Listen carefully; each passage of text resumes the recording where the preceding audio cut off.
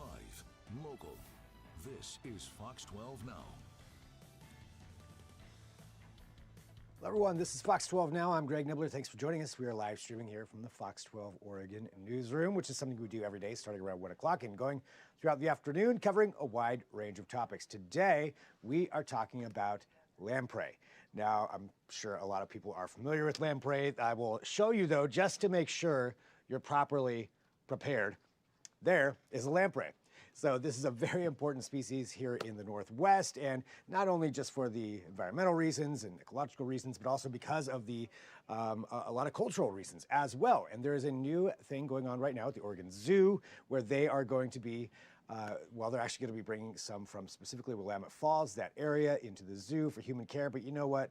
Let's talk to the experts about this, who can actually explain what's going on. That would be Zach Shoemaker, one of the keepers there at the Oregon Zoo. And Zach, thanks for joining us. You know, I want to get into this new thing that you're doing here. This, from what I believe, the first time this has actually happened with this particular population of lamprey. But let's talk about lamprey in general. For people who may not know, and I feel like, for a lot of people out there, if they see a lamprey for the first time, it could be a little jarring. Could you tell us, just about lamprey and maybe how you got into this as well? Yeah, of course. I think lamprey are fascinating. And for a lot of folks, I think the first time they see one, it, as you said, is a little shocking. They kind of have that face only a mother could love sort of appeal to them. I think they're beautiful, though. I think they're an incredible fish. Most people's first impression that I hear is, oh, look, there's an eel. And they are not eels. They are in a different grouping of fish. They're way predate eels. Lamprey go back hundreds of millions of years into the distant past. They actually predate trees. So this is an ancient organism that's existed in this landscape for just millions and millions of years. So there's this whole culture and appreciation around them. That's wild, older than trees. Older than trees. And so I imagine they're just pretty much in that same state. Have they evolved much over that time, or it's really just still modern lamprey are very, they resemble historic lamprey very closely. They have some different life cycles and different life strategies now, and they've evolved into a bunch of different species, but for the most part, that same body plan is mostly unchanged. Wow. And you mentioned, so not only have they been around that long and part of this, environment, part of the system here, but they also have, some cultural relevance as well. Absolutely. And this project that we're working on, we're actually working really closely with the Columbia River Intertribal Fish Commission on this project. They are spearheading a lot of this lamprey conservation work. And we're really lucky and fortunate enough to be able to work with this grouping of tribes to be able to help display these lamprey at the zoo, let people know that there's a lot of conservation work happening with these fish. And we're so proud to be able to work with these folks and to be able to get the word out there about this really interesting fish. Well, you mentioned the conservation side of things. What are some of the big concerns when it does come to lamprey? Over the last 20 years, lamprey populations have really declined pretty sharply. This species has historically been very healthy. And just over the last 20 years, between pollution, runoff into rivers, dams are a big problem for them because they navigate upstream to get to their spawning sites. So if you put a dam in a river, that obviously makes it much harder for those fish to get to where they want to go to spawn. So there's work to try to circumvent those dams. And just human pressures in general have really hurt this species a lot. And those numbers have declined, and now there's a very concerted effort amongst the tribes to repopulate these areas. And so when we're talking about this specific population, too, from Willamette Falls, what makes them unique in this situation as far as your involvement as well? This population is really interesting. They carry a ton of the genetic diversity of the species at large in this one grouping of fish. So compared to other species or other groups of fish in this species, the genetic diversity in this particular group at Willamette Falls is much more diverse. So there's a strong conservation value to keep this group in particular breeding and getting future generations out of them. So this particular group, this is where they return every year. This is where they go, or they're there year-round? We think there is site fecundity. We call it site fecundity, so returning to the place of your birth. From what we know of lamprey, they can sense pheromones of other breeding lamprey and juveniles upstream in the river, and that is one of the cues they will use to navigate to those spawning grounds. So that may include a lot of like site fecundity, going back to where they were initially hatched, but we don't know that for certain. Gotcha. Well, with this population there that you're going to have at the zoo, what are some specific things that you're going to be able to do there since you will have them, on hand to study? Right. So it's really interesting here. They stay here, and unlike the lamprey, they're going to be out in the wild. There's usually about a year or so of dormancy between when they come in from the ocean and then they migrate upstream to spawning grounds. Here at the zoo, there's no predation on these animals, so they get to live a relatively stress-free year. Here, we've got 25 at the zoo, and we'll be able to take information from these. Once they get released back out into the wild, these guys are going to get released, I believe, right above the Detroit Dam, and they'll be able to study their reproductive success compared to a grouping of about 500 wild lamprey that they also have genetic information on.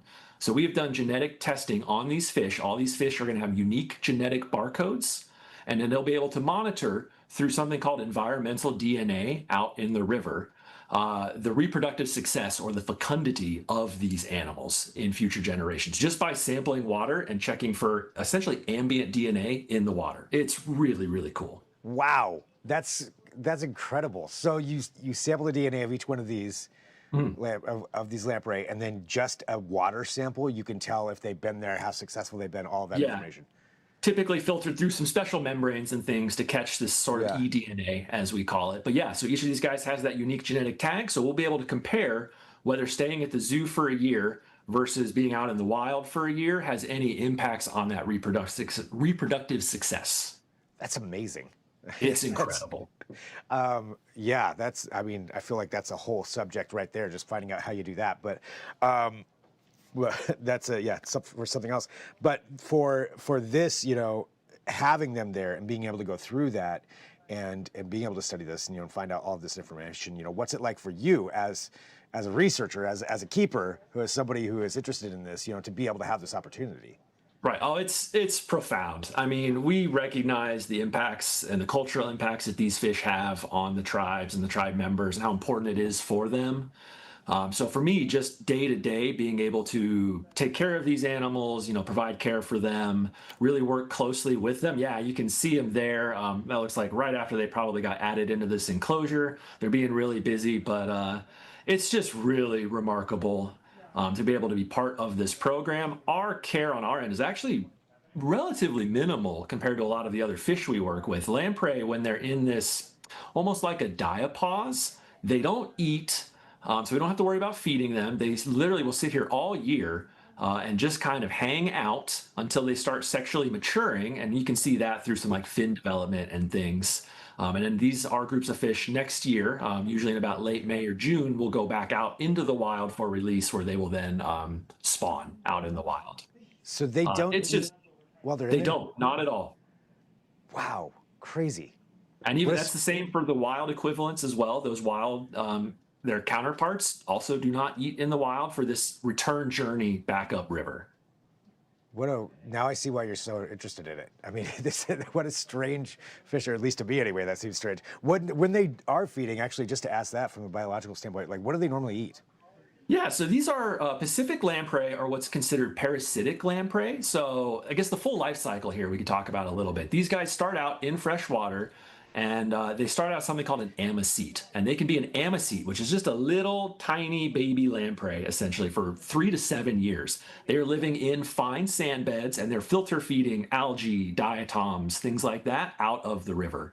Once they've decided they've had enough of that, they'll start migrating their way downstream. And as they do that, their body goes through some really profound morphological changes. So their body changes a lot.